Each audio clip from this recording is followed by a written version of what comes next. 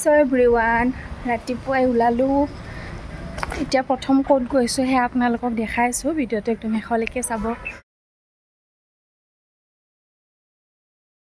Everyone, finally মই প্ৰথম আহিছো এয়া নলবাৰী আঞ্চলিক বন বিষয়া কাৰ্যালয়ত ইয়াতে প্ৰথম এতিয়া ফ্লেগ হোষ্টিং হ'ব আৰু ইয়াতে মই প্ৰত্যেক বছৰে আহো যিসকলে মোৰ 26 জানুৱাৰী হওক বা 15 আগষ্ট হওক ভিডিঅ'বোৰ চাই আপোনালোকে প্ৰায় গমে পায় মই প্ৰত্যেক বছৰে ইয়াত আহো আৰু মোৰ দেউতা যেহেতু ফৰেষ্টত সাৰ্ভিস কৰিছিল সো তেনেকে মানে থ্ৰুৰে মই চিনি পাও আৰু সকলোকে ইয়াৰে যিসকল কৰ্মকৰ্তা আছে ছাৰ বাইদেউ আছে সকলোৱে বিচাৰে আৰু আজিৰ দিনটো দেউতাও আহিছিল প্ৰত্যেক বছৰ এবাৰ মাক লৈ আহিছো মানে মায়ে কৈছে কি এবাৰ মই যাম আৰু সেই কাৰণে এবাৰ মাক লৈ আহিলো প্ৰত্যেক বছৰে যেহেতু দেউতা আহি আছে এতিয়া মানে সব জাজুগাৰ কৰি আছে সবকে দেখাই দিম আৰু লগ পাই থাকিম আৰু চাই থাকিব ভিডিঅ'টো শেষলৈকে এতিয়া সকলো আহি পালে আৰু ফাইনালি এতিয়া ফ্লেগ হোষ্টিং হ'ব সো আপোনালোকক মই ধুনিয়াকে দেখাই আছো আমাৰ এয়া নলবাৰী ফৰেষ্ট অফিচ নলবাৰী বন বিষয়া কাৰ্যালয়ৰ ফ্লেগ হোষ্টিং পতাকা উত্তোলনৰ গোটেই মুহূৰ্তখিনি বহুত ধুনিয়া এটা মুহূৰ্ত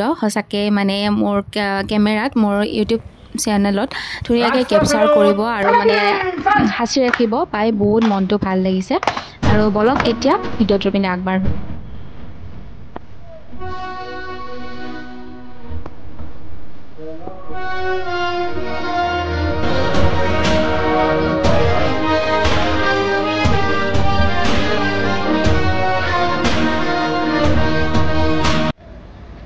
আৰু স্বাধীনতাৰ হিষ্ট্ৰীটো সবেই জানে ডেকাৰে ক'লে যে 1947 চনৰ 15 আগষ্টত আমি ব্ৰিটিছৰ পৰা মুক্ত হৈছিলোঁ আৰু এই স্বাধীনতা সংগ্ৰাম আছিলে শতিকাজোৰা 1857 চনৰ পৰা এই স্বাধীনতা সংগ্ৰাম আৰম্ভ হৈছিলে 1857 চনত চিপাহী বিদ্ৰোহক ফাৰ্ষ্ট ৱাৰ অফ ইণ্ডিপেণ্ডেঞ্চ বুলি কোৱা হয় গতিকে তাৰপিছত 1857 চনৰ পৰা 1947 চনত আমি স্বাধীনতা পাইছিলোঁ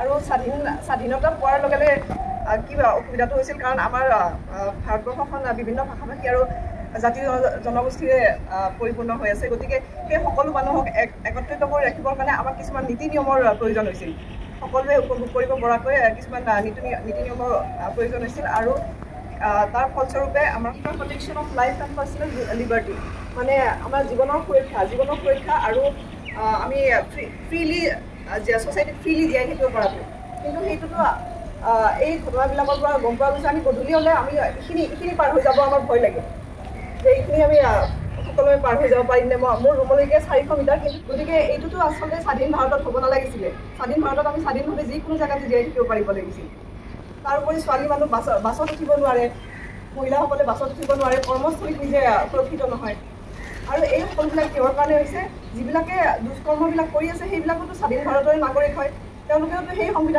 সংবিধানে মানি চলিব লাগে কিন্তু সেই সংবিধান কিবা এটা কাৰণত আমি সেই সংবিধান মানিব পৰা নাই বিভিন্ন কাৰণ আছে সেইবোৰৰ কাৰণ বিভিন্ন আছে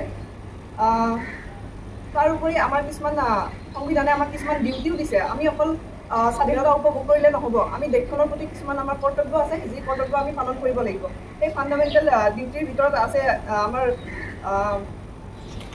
প্ৰটেকশ্যন নেচাৰেল এনভাইৰনমেণ্ট তাৰমানে আমাৰ পৰিৱেশক সুৰক্ষা আৰু ইম্প্ৰুভমেণ্ট দিয়া কিন্তু মই কওঁ যে পৰিৱেশক আমি ইম্প্ৰুভ কৰিব নালাগে পৰিৱেশে নিজে ইম্প্ৰুভমেণ্ট কৰিব লাগিব খালি আমি সুৰক্ষা দিব লাগে কিন্তু সেই সুৰক্ষা দিয়াটো আমি বিফল হৈছোঁ কেনেকৈ বিফল হৈছোঁ সুৰক্ষা দিয়া মানে কি যে আমাৰ যি জংঘল আছে আমাৰ যি নদ নদী আছে আমাৰ যি হেৰিসমূহ আছে ঝৰ্ণাসমূহ আছে সেইবোৰক সুৰক্ষা দিয়া কিন্তু সেইসমূহক সুৰক্ষা দিয়াত আমি ব্যৰ্থ হৈছোঁ কাৰণে আজি কি হৈছে মেন এনিমেল কনফ্লিক্ট হৈছে আজিও স্বাধীনতা দিৱস পালন কৰিবৰ কাৰণে যোগ্য হৈ উঠা নাই গতিকে আজি মই সকলোকে আহ্বান কৰিছোঁ যে আমি আজি এই জাতীয় পতাকাৰ ফলত আমি শপত গ্ৰহণ কৰোঁ যে আমি দেশৰ ঐক্যতা আৰু সংহতি বজাই ৰাখিম আৰু আমি সংবিধানৰ প্ৰতি শ্ৰদ্ধা জ্ঞাপন কৰিম এইখিনিয়ে কৈ মই মোৰ বক্তব্য সামৰণি মাৰিছোঁ বাইদেউ এটা বহুত সুন্দৰ স্পীচ দিলে আৰু বহুতখিনি জানিব লগা কথা আমাক জনোৱালে সেইকাৰণে মই ভিডিঅ'টো অকণো কাটকুট কৰা নাই আপোনালোক গোটেইখিনি শুনাইছোঁ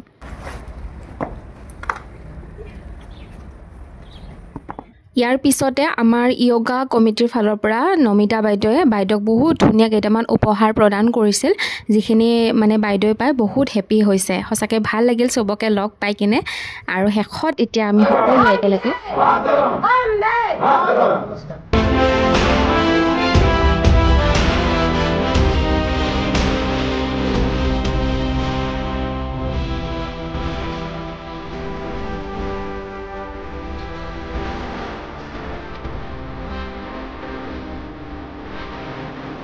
সমূহ ভাৰতবাসীক ৭৮ সংখ্যক স্বাধীনতা দিৱসৰ শুভেচ্ছা জনালোঁ। আৰু এই স্বাধীনতা দিৱসৰ দিনা মই আটাইকে আহ্বান কৰিছোঁ যাতে স্বাধীন ভাৰতৰ নাগৰিক হিচাপে সকলোৱে সুৰক্ষিতভাৱে চলাচল কৰিব পাৰে, সমাজত সুৰক্ষিতভাৱে থাকিব পাৰে, আৰু আমাৰ সংবিধানে দিয়া নীতি নিয়মসমূহ যাতে আমি ভালকৈ মানি চলিব পাৰোঁ। আমি আমাৰ নিজৰ দায়িত্বসমূহ, দেশৰ প্ৰতি আমাৰ যি দায়িত্ব, সেই দায়িত্বসমূহ যাতে আমি পালন কৰিব পাৰোঁ। থেংক ইউ বাইদেউ।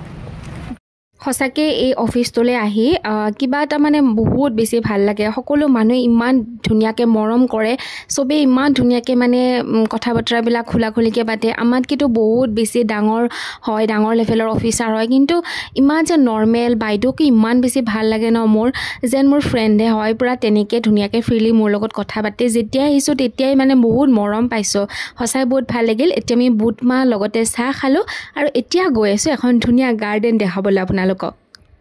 ইয়াতে ৰেঞ্জ অফিচৰ কাষতে বহুত ধুনীয়াকৈ এখন গাৰ্ডেন কৰিছে আৰু ইয়াৰে এজন বিষয়াই কৰিছে। কোনে কৰিছে সকলো দেখাই আছোঁ বাৰু। আহিছোঁ আপোনাৰ বাগিচা আমি ভালদৰে চাম, মানুহজনকো দেখাই দিওঁ।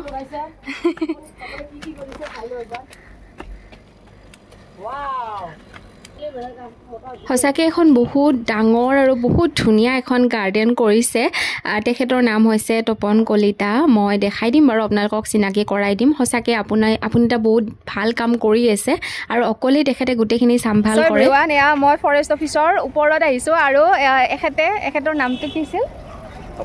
তপন কলিতা। আৰু তেখেতে ধুনীয়াকৈ মানে ইয়াতে এখন ধুনীয়া গাৰ্ডেন বনাইছে আৰু সকলোবোৰ নিজে অকলে কৰে। তো গাৰ্ডেনখন মই দেখাই আছোঁ, বহুত বেছি ধুনীয়া, মানে সঁচাকৈ বহুত ভাল লাগিছে ন নমিতা বাইদেউ? হয় হয় নিশ্চয়। আৰু মানে ফ্লাৱাৰবিলাক বেলেগ বেলেগ ধৰণৰ ফ্লাৱাৰ আছে, একদম যেন নাৰ্চাৰী আৰু তেনেকুৱা টাইপ লাগি আছে। আৰু তেখেতে নিজে কষ্ট কৰি কিনে কৰিছে, বহুত ভাল লাগিছে আহি কিনে। আৰু ভিডিঅ' এইটো বক ফুলৰ পুলি, এইটো গাছডাল বহুত ডাঙৰ হয়, তাত ফুল ফুলে, যিটোৰে ফুলে নেকি আমাৰ মহিলাসকলৰ বিশেষ মেডিচিন বুলি কোৱা হয়। সেইকাৰণে প্ৰত্যেক মহিলাসকলে এই গছপুলিডাল ঘৰত ৰুব লাগে। এতিয়া মই বেক কেমেৰা কৰি গোটেই গাৰ্ডেনখন এবাৰ ভালকৈ আপোনালোকক দেখাই আছোঁ। ইয়াত আপোনালোকে যিবিলাক টাব দেখা পাইছে তেখেতে নিজে কাটি কিনে বনাই কিনে কালাৰ কৰা টাব হয়। এই যিবিলাক ফুলত টাববিলাক আছে এইবিলাক বাল্টিং বা কেতিয়াবা টেমা তেনেকৈ কাটি কালাৰ কৰিছে। তলত মই দেখা পাইছোঁ আহি থাকোঁতে। আৰু সঁচাকৈ ইমান ধুনীয়া ধুনীয়া মানে ফ্লাৱাৰ কিছুমান ৰাখিছে, নৰ্মেল নহয়, যিবিলাক একদম পূৰা হেভি সেইবিলাক ফ্লাৱাৰ ৰাখিছে। আৰু ইয়াতকৈও তেখেতে ডাঙৰ কৰিম বুলি কৈ আছে। আমি ৰাস্তাৰে গ'লে ইফালে প্ৰায় দেখা পাই থাকোঁ। আৰু আজি মানে মই জাষ্ট এবাৰ সুধিলোঁহে চাব পাৰিম নেকি, তেখেতে ক'লে ব'লা বহুত ধুনীয়াকৈ দেখাওঁ তোমাক, লগতে কিবা লাগিলে লৈ ল'বা। আৰু মোক কিবা কিবি দিছেও বাৰু, এল'ভেৰা দিলে, কিবা দিলে এনেকৈ সৰু সৰু কেইটামান মায়ে ফুলৰ পুলিও ল'লে। বহুত ভাল লাগিলে। সেই বহুত বহুত ধন্যবাদ আপোনাক। চ' এভৰিৱান, আৰু আজি ইণ্ডিপেণ্ডেন্স ডে'ৰ ইভিনিং টাইমখিনিত আমি এটা বহুত ধুনীয়া প্ৰগ্ৰেম কৰিব গৈ আছোঁ। আৰু প্ৰথমতে মই চিনাকি কৰি দি লৈছোঁ আমাৰ নলবাৰী আৰ্ট স্কুলৰ কথক বিভাগৰ আমাৰ গুৰুজনা বুলিয়ে মই কৈছোঁ আৰু পূজাশ্ৰী দেৱী, আৰু মোৰ বৌ হয়। বহুত ঠাইত প্ৰগ্ৰেম কৰিছে আৰু মানে ফাইনেলি আজি মানে 15 আগষ্টৰ দিনাও ধুনীয়া ধুনীয়া কিছুমান সৰু সৰু বাইদেউৰ ছাত্ৰ ছাত্ৰী আছে। চ' ছাত্ৰীবিলাকক লৈ আহিছে, ধুনীয়া এটা ডেন্সৰ প্ৰগ্ৰাম হ'ব। অলপ দেৰিকৈ আপোনালোকক সকলোখিনি দেখাম আৰু বাকীখিনি মই বাইদেউৰ মুখেৰে শুনিব বিচাৰিছোঁ। পোনপ্ৰথমে মই সমূহ ভাৰতবাসীকে ৭৮তম স্বাধীনতা দিৱসৰ শুভেচ্ছা তথা ওলগ জনালোঁ।